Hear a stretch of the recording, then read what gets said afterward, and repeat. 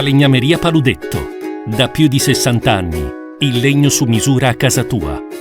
Mister Paolo Vanoli, allora innanzitutto, come si affronta una squadra come il Bari? Il Bari ovviamente di questo girone di ritorno.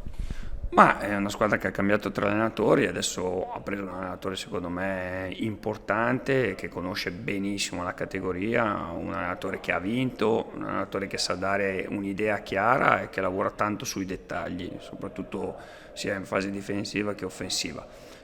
Anche se non stanno attraversando un grandissimo momento, ma è normale che quando entra un allenatore ci vuole sempre del tempo per trasferire i propri concetti. Con questo grande rispetto per il Bari, ma noi dobbiamo guardare noi stessi, il nostro percorso, una partita che giochiamo davanti al nostro pubblico, che ci spingerà per fare un risultato importante, che è quello che ci serve per continuare questo cammino.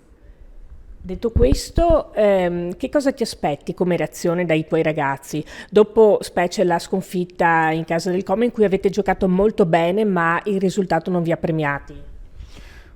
Sicuramente mi aspetterò una reazione di rabbia, una reazione di una squadra che vuole a tutti i costi coltivare questo sogno, una squadra che è consapevole che è una partita importante, ma soprattutto che ha 10 finali da giocarsi.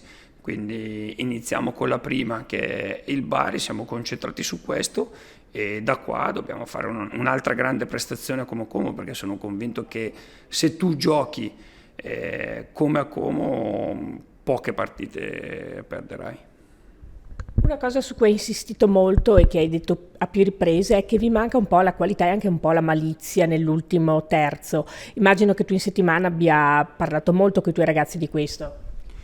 Ma sì, il mio compito è fargli capire che quando si lotta per grandi traguardi i dettagli fanno la differenza, i dettagli passano attraverso anche, come hai detto te bene, queste malizie, ma le malizie se ti vengono anche con l'esperienza, quindi devi passare dagli errori per non commettere più quell'errore.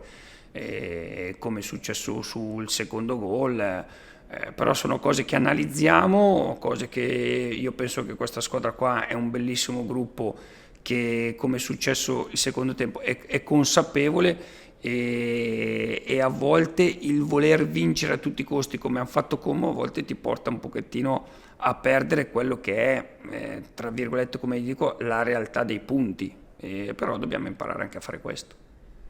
Ecco, detto che appunto il Venezia è una squadra fondamentalmente giovane, con ragazzi non del tutto esperti, non tutti almeno, dove può sosperire magari la giovinezza, la freschezza in tutto questo? In altre parole, che valore può dare in più magari l'entusiasmo di un giocatore giovane?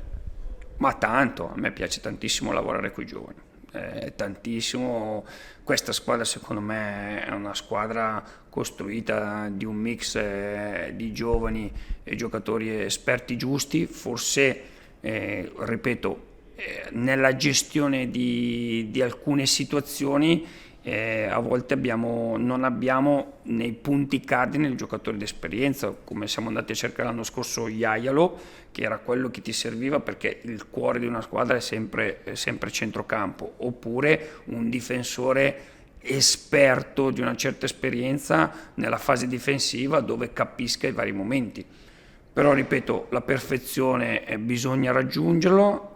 Sono veramente strafelice di questa crescita che hanno fatto questi giovani e gli ho detto solo di continuare su questa strada, di continuare a sbagliare, perché solo chi lavora, chi sbaglia può solo correggersi, quindi non devono pensare agli errori ma devono pensare a quello di bello che stanno facendo e quindi devono continuare su questa strada. Per quanto riguarda invece lo stato di salute della squadra, tu dicevi che Lella era probabile recuperasse per questa partita. È così? Ci sarà quantomeno in panchina? Sì, ha recuperato, l'ho detto settimana scorsa che gli davo altri 2 giorni per fare un ottimo lavoro e questa settimana è rientrato, quindi siamo tutti abili e arruolati.